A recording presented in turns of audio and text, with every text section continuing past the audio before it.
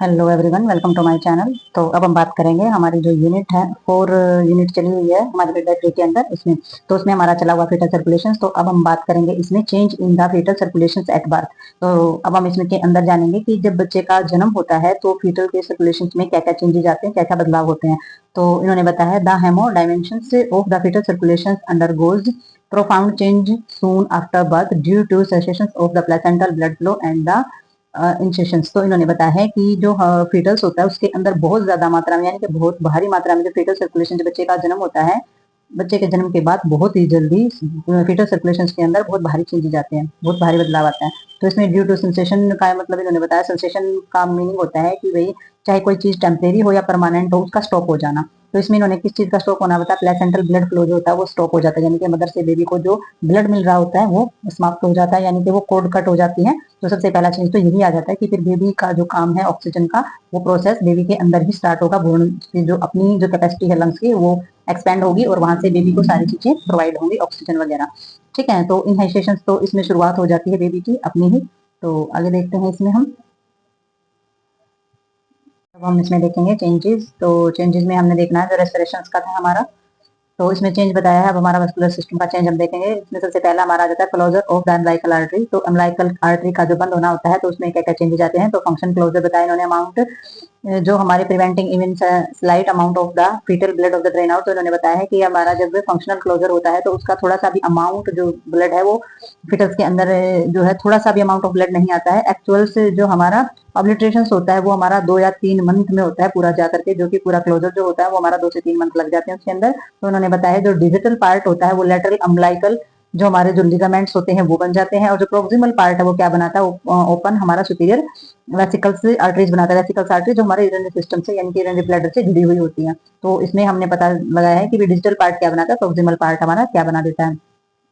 तो फिर इसमें हम देखेंगे जो closure of the umbilical vein. तो एम्बिलिकल वेन में जो क्लोजर होते हैं तो क्या बनता है, तो इसमें हमारे obliteration occur of little later then of the arteries they allow few extra volume of blood 80 से 100 ml be received by the foetus from the placenta. तो इन्होंने बताया है कि इसमें जब क्लोजर होता है, ऑब्लिस्ट्रेशन होता है हमारा, तो इसमें आर्टरी के द्वारा जो हमारा कुछ एक्स्ट्रा अमाउंट ऑफ ब्लड जो होता है, ब्लड वॉल्यूम जो हमारी होती है 80 से 100 ml तक जो है रिसीव किया जाता है फीटस को प्लेसेंटा की ओर से।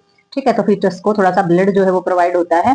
और इसमें क्या होता है, डक्टस वेनस जो है वो कोलैप्स हो जाती है। डक्टस वेनस क्या हो जाएंगी, झड़ना स्टार्ट हो जाएंगी। वेनस के प्रेशर से हमारी इंफीरियर वेना केवा भी गिर जाएगी। उसके बाद हमारा जो राइट आर्टरी के ऊपर जो प्रेशर है वो भी हमारा कम हो जाएगा, खत्म होता चला जाएगा। ठीक है, तो इसमें जो हमारा आफ्टर ऑब्लिस्ट्रेशन के बाद जब हमारे जो क्लोजर होता है उसके बाद जो है एम्बिलिकल वेन जो है वो क्या बनाएंगी, वो लिगामेंटस टीयर्स बनाएंगी। और जो डक्ट्स होती है वो हमारी वेनसस और बिकम लिगामेंट्स ऑफ द वेनसस, और ये हमारी जो डक्ट्स वेनसस होती है वो हमारी लिगामेंटम वेनोसम बनाएंगी। तो इसमें भी हमारे जो दिया गया है, जो एम्बिलिकल वेन होती है वो हमारी लिगामेंटस बनाएंगी, और जो डक्ट वेनस होती हैं वो हमारी क्या बनाएंगी, वेनोसम्स बनाएंगी। तो ये ध्यान रखना है कि कौन सा चीजें किस चीज के अंदर चेंज हो रखी हैं।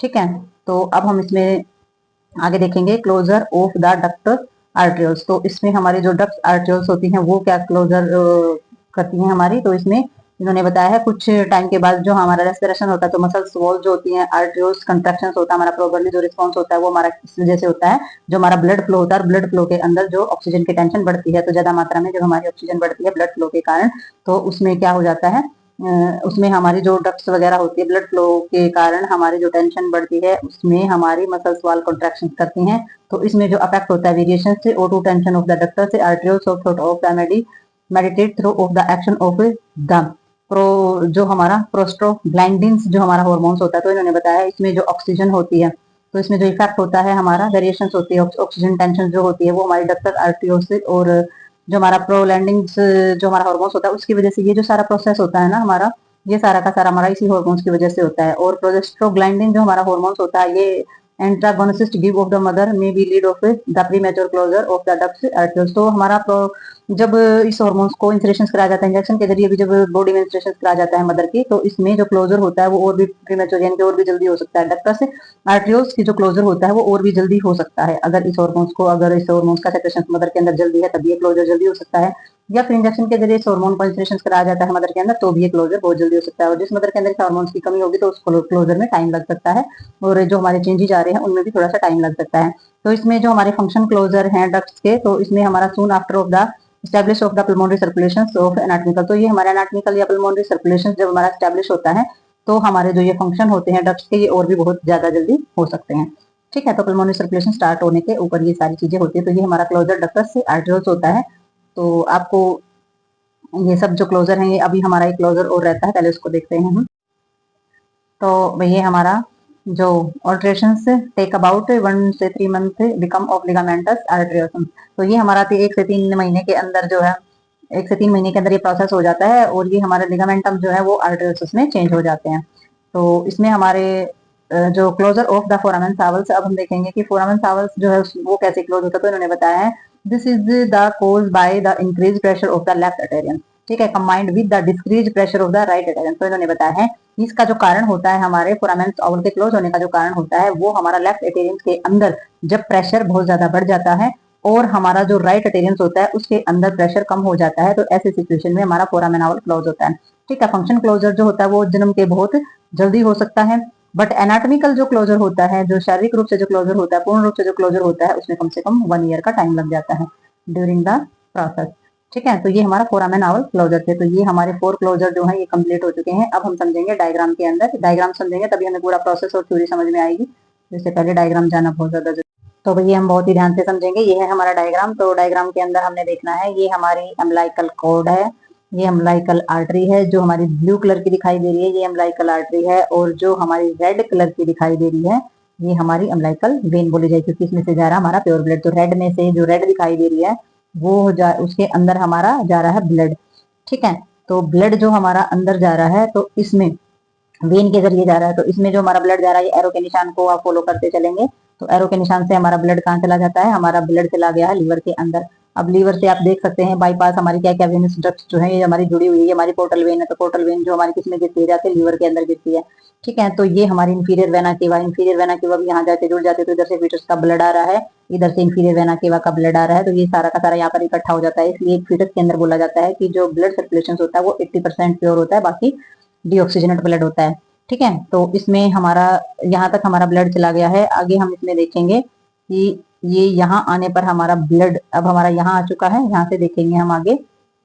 तो यहाँ से ब्लड, अब एरो के निशान को ही फॉलो करते आपने चलना है। तो यहाँ से हमारा ब्लड जो है ये कहाँ जा रहा है, ये जा रहा है हमारा राइट, जो हमारा अटेरिया होता है राइट अटेरिया, राइट अटेरिया से यहाँ जाएगा, फिर हमारा लेफ्ट अटेरिया से, लेफ्ट अटेरिया से हमारा आएगा इसके अंदर जो हमारा लेफ्ट वेंट्रिकल्स है।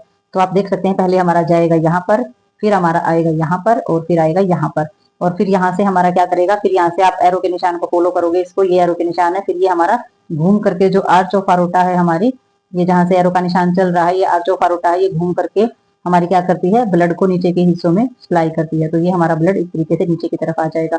तो इसमें से जो हमारी ब्रांचेज निकल रही है, ब्रांचेज ये है और फिर हमारी ये ब्रांचेज है।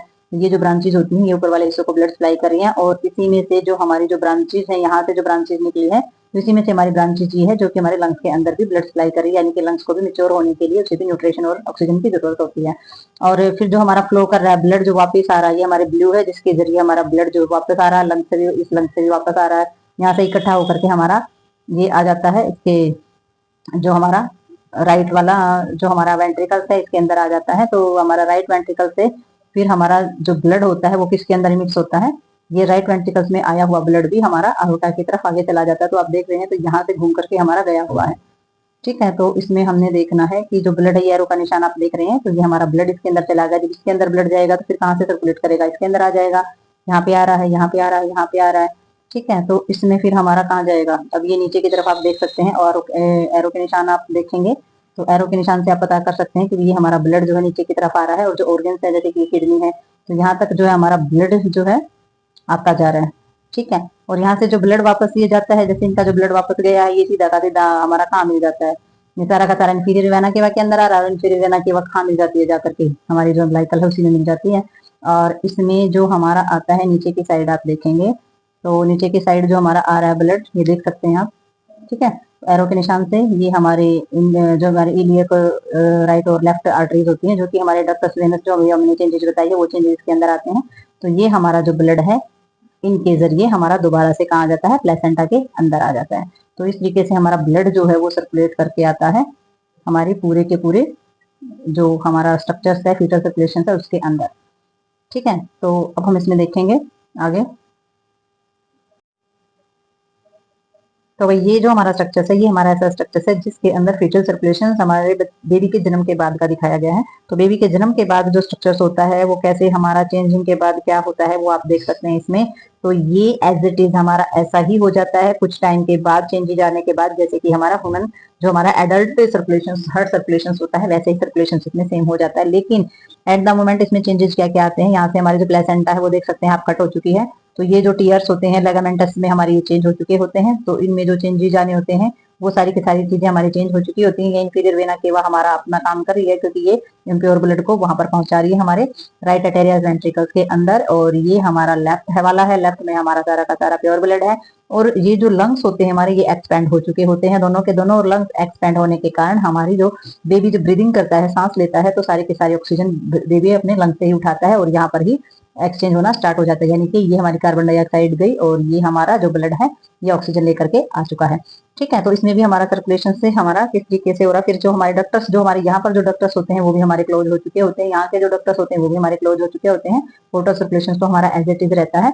तो हम इसमें जो चीजें देख रहे हैं वो हमारी यही है कि भाई जो हमारे लिगामेंटस वेनस होते हैं वो किस तरीके से चेंज होते हैं, राइट वेंट्रिकल्स वाली एटेरियम्स जो है वो किस तरीके से चेंज हो रहा है, राइट लंग जो है वो हमारा कैसे एक्सपेंड हो चुका है। तो ये सारी की सारी सुपीरियर वेना केवा वो हमारी कहाँ होती है।